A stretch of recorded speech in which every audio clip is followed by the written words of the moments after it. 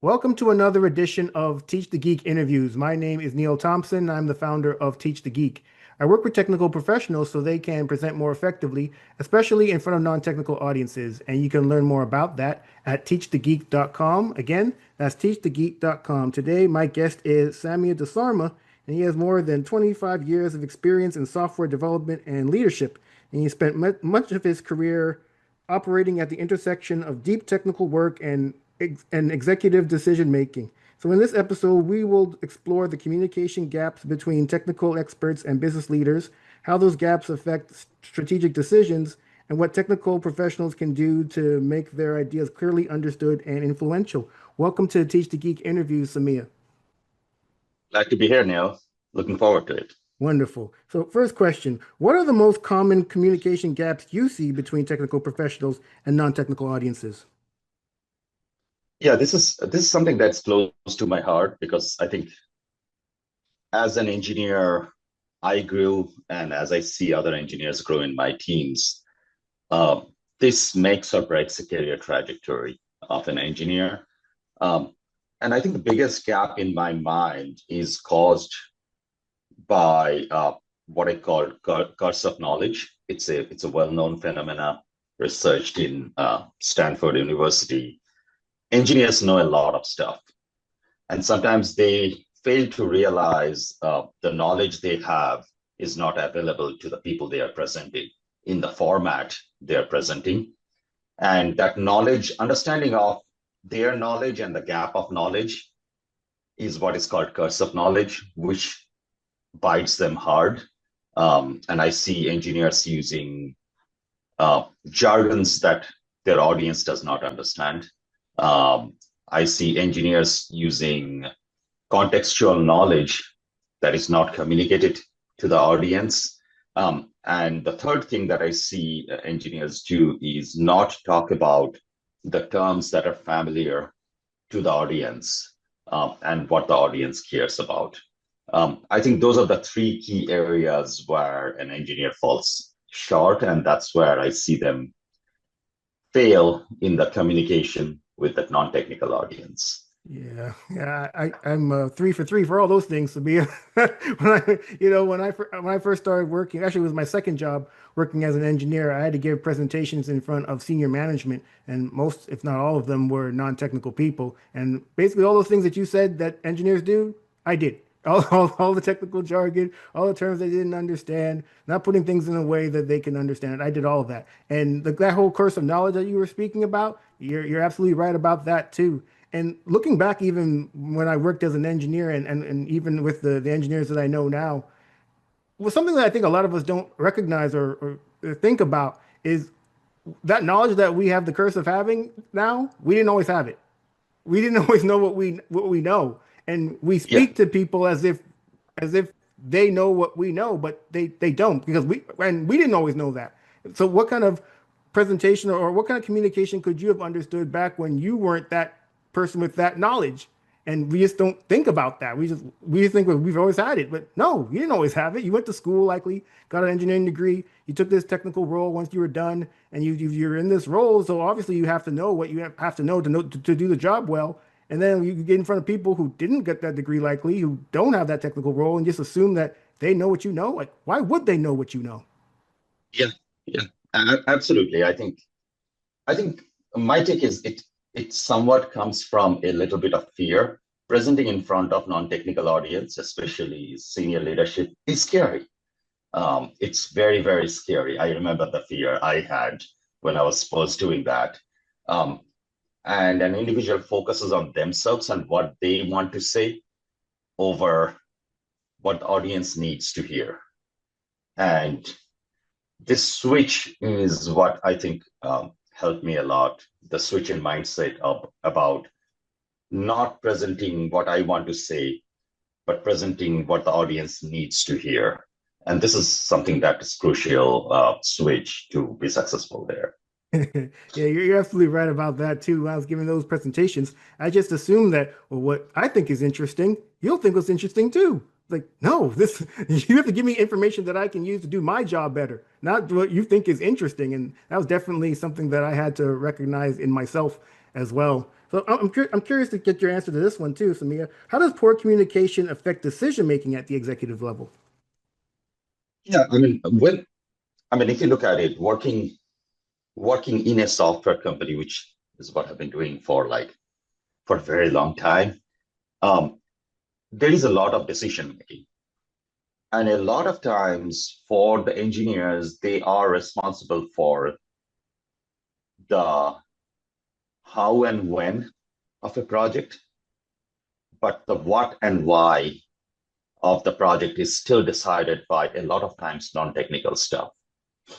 And if you fail to convince them on the right path of the what and why side of the world, I think it's a lose-lose situation. First, from the engineering side, you're not getting a buy-in on the project because there is somebody funding that project. It's not a hobby project that you are funding yourself, right? Somebody is funding, somebody is investing. Either there is a VC, there is a board of director. In my case, there is a CTO, SVP, CRO, CEO. You have to convince them. So you lose out on your influence. That's the first thing that happens. And what I think is the biggest loss is not the individual loss, is what the company loses.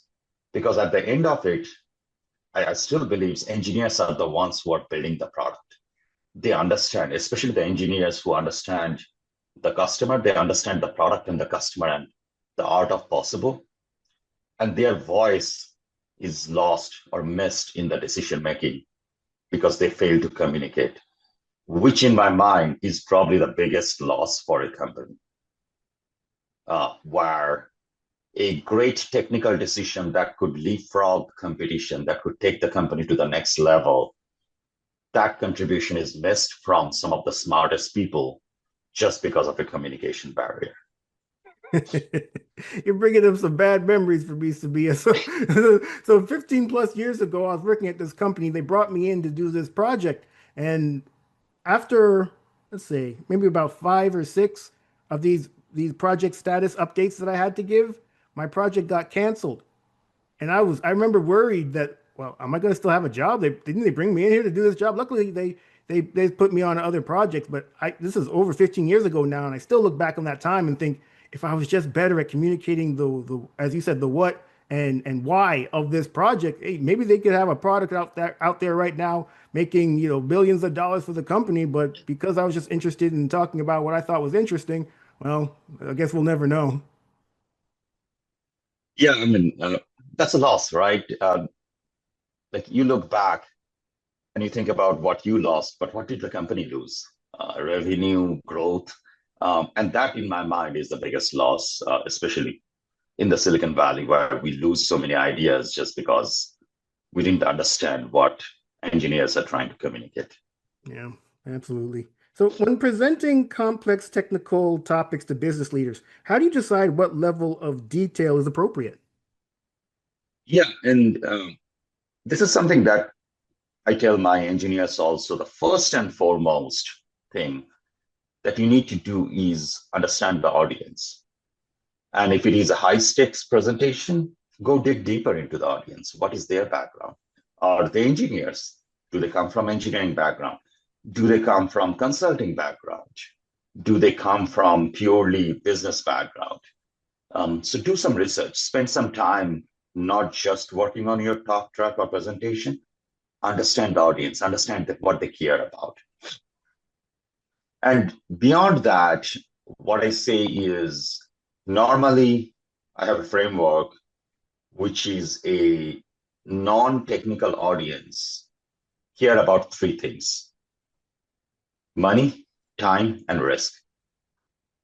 So the first and foremost, you have to state the value proposition and the business outcome clearly with the lens of, does it make money? How much money it spends?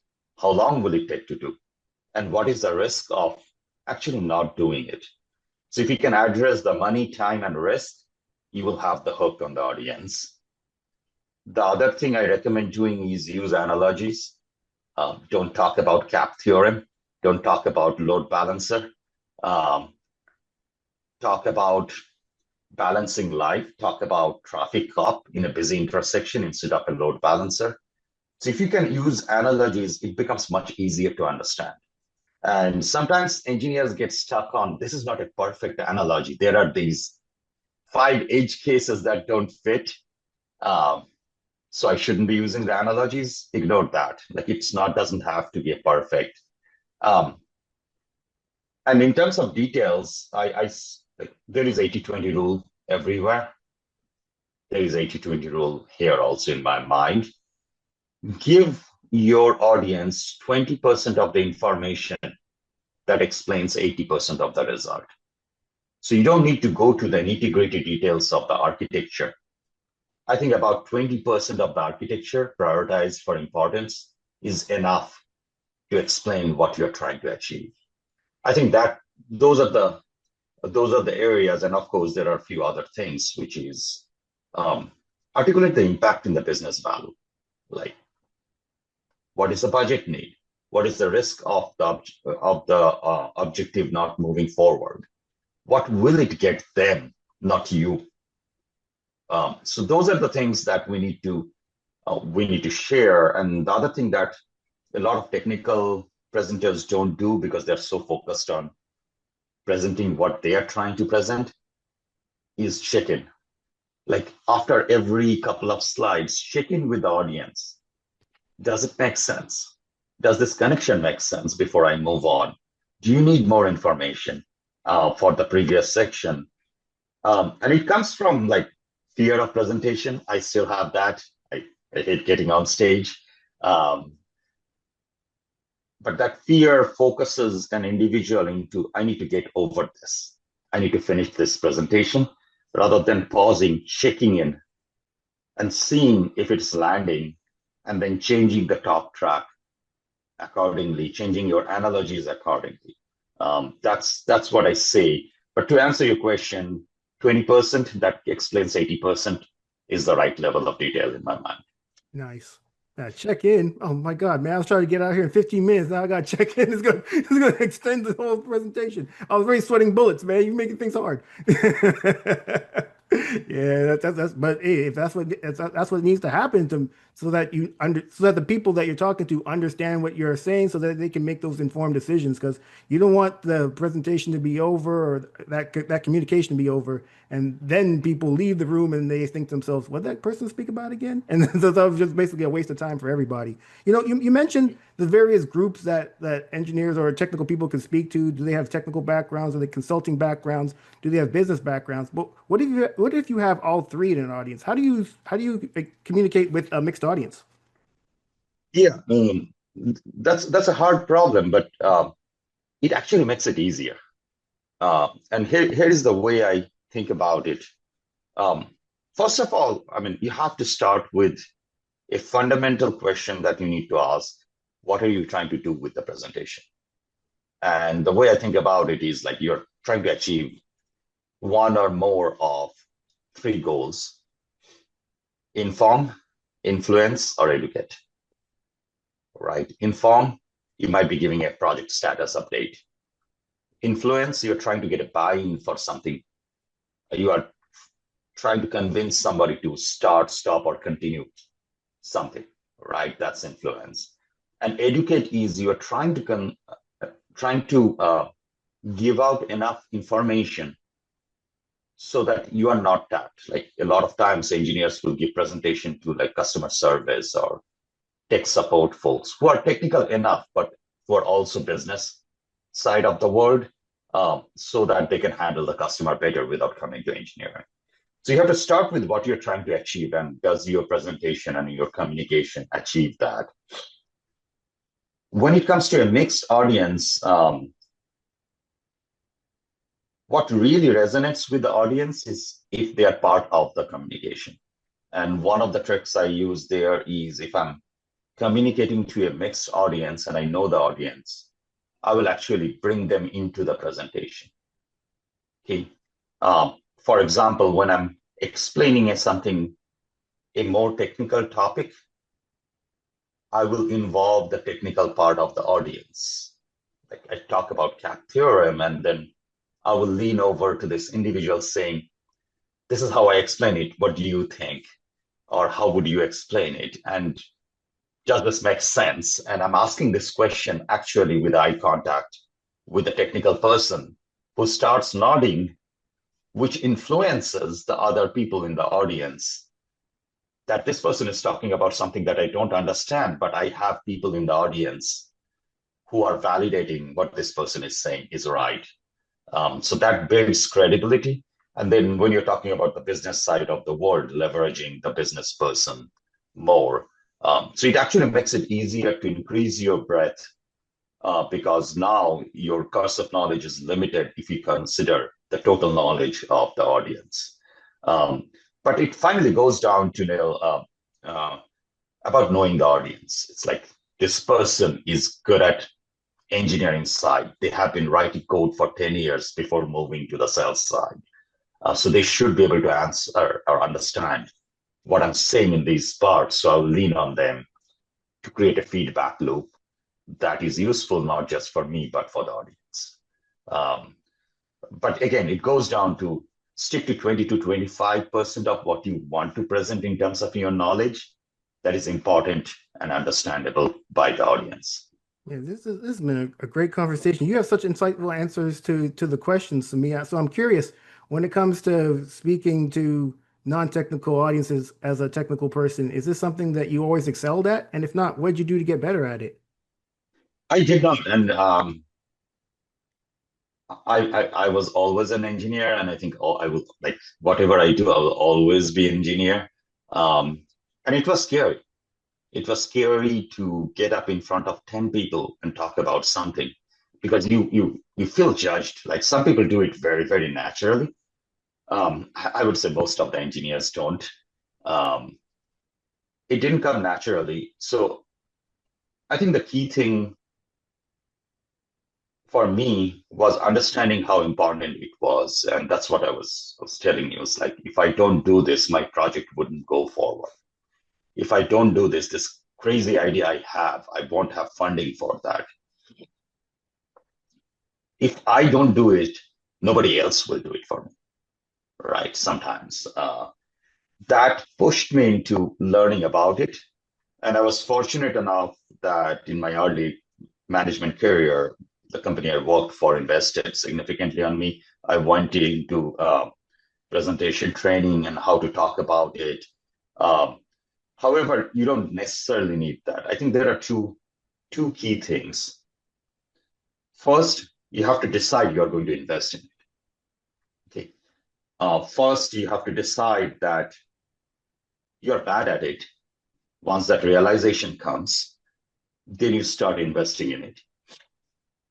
And the second thing is in today's age, there is so much information. If you go to YouTube, there are great presentation training, communication training classes. If you go to masterclass, there are like great talks there. Leverage that. But the most important thing is practicing. Put yourself out there. Do a small thing. Present in front of the company, present in front of the engineers, present in front of your team. Practice is what gets you better. And in part of that practice, when you're doing it in a friendly audience, ask for feedback. Ask your friends, other engineers, saying like, hey, I'm going to do this presentation. I want you to take notes of what I did wrong, what I could have done better, and then get the feedback and then put them in a room and practice again. Practice is what makes communication better. And I was really bad at this. And over time, I think I've gotten a little better. Yeah, well, you know what they say, practice makes perfect. I don't believe in that. It's practice makes progress because there's no such thing as Yes, perfect. I completely agree. Absolutely. When I first started giving, I told you about how I had to give presentations in front of management. And the reasons I had to do it was because the company that I worked for was tended to be smaller. They didn't have project managers. And so it was the product, either the product manager or the product development engineer, and I happen to be the product development engineer who had to give those presentations in front of management. But for those technical people who do work at companies where there are project managers, those are typically the people who are the ones talking about project status updates. They may think, well, I don't have to get better at speaking because it's going to be the project manager that does the speaking in front of the people that matter. So what would you say to those technical people who have that stance? No, I think that's a wrong stance. That's I would almost call it like I had it myself, and when I look back, it was almost escapists because I hated it. Like it was scary. So our brain will take us out of that situation and explain it away. I don't need to do this. I will never need to do this. I'm great at writing code. Let me go write code. That's where I add value. But what I see is as engineers grow in this career, that will be important. And that is because the other side, of course, of knowledge, you have the knowledge that the project manager does not have. You can go in a room and you can communicate in a way where your knowledge becomes value to the company you work for. The knowledge becomes value to your career. And to the point, like I would even say the onus lies also on the engineering managers who are managing these people to challenge your people, especially the senior folks, to do this. Maybe the program manager exists, or maybe the product manager exists, but you go do it with help from them once in a while and see where you fail so that you can invest in it. As an engineering manager, I ask them to encourage the engineers to do that, right? Make it part of their career plan so that they can grow. Because as an individual, most of the time for engineers, it's very hard to get over that wall of I'll get in front of like 100 people and do a presentation. A couple of years ago, I attended a conference, and it was a technical conference, so it was mostly engineers in the audience. And one of the sessions was led by a business development person from a company. And afterwards, he got a whole lot of technical questions he could not answer, and I felt really bad for him at the time. But luckily, there were two engineers from his company who were in the audience, and we were in a small conference room, so luckily we could hear them from our seats, and they answered basically the overwhelming majority of the questions. And I just remember thinking to myself, why didn't one of them give the presentation? I mean, it made more sense. It was a technical conference. It's mostly engineers in the audience. You're likely going to get technical questions as opposed to business questions. And yet, here's this poor business development person trying to answer all these technical questions from engineers. And I think to myself, I think just having that layer between the technical people and the audience, we don't need it. We could be our own translators. And I think a lot of us times as I said, we think let the project manager do it. I don't have to get better at this. Let me, as you said, let me just sit at my desk, do my coding, and call it a day. But I mean, is that good enough? And not only that, but once you're a manager of people, now you actually have to be an effective communicator. You can't just say Yeah, I'm just gonna do the coding because now you have people to manage. You have careers to look after, and effective communication is an important part of that. yeah, like to that point, like the point you're making is absolutely fascinating because this is not a technical audience presenting to a non-technical audience. We engineers are afraid of public speaking. Let's like most of us.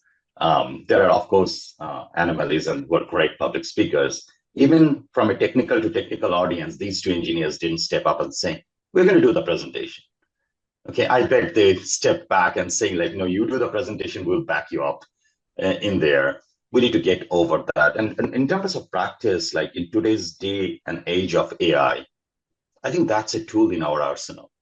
It's very hard to get up in front of the audience, but think about firing up a live version of Gemini or ChatGPT and give it a prompt saying, "Hey, I am going to live screen share and make a presentation, act as an audience and give me feedback live."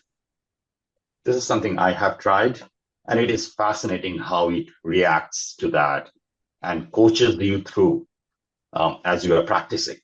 And this is where it's much easier for an engineer or somebody who is afraid of public speaking because you're getting the feedback from a non-human, so you don't feel judged somehow, but you get a very good amount of coaching session from this live Gemini, ChatGPT, or Cloud-like environment. I guess do whatever works, right? It's so interesting. It's Do like, whatever works. Yeah. well, here we are. We're trying to get better at connecting with people, and yet we're using a machine to get better at connecting with people. Go figure. It is. Yeah, it is. It is absolutely fascinating where the world is going today. 100%. This has been a great conversation, Samia. Thank you so much for being a guest. How can people get in touch with you? LinkedIn is probably the best way to get to me. You can just search for a unique name. So if you search for my name, you should be able to find me. And that's the best way to get in touch with me. Excellent. Well, everyone, that marks the end of another edition of Teach the Geek interviews. My name is Neil Thompson. I'm the founder of Teach the Geek. I work with technical professionals so they can present more effectively, especially in front of non-technical audiences. And if you want to learn more about that, you can go to teachthegeek.com. Again, that's teachthegeek.com. Until next time, take care and stay safe. Thanks, Samia. Thank you, Neil. This is amazing.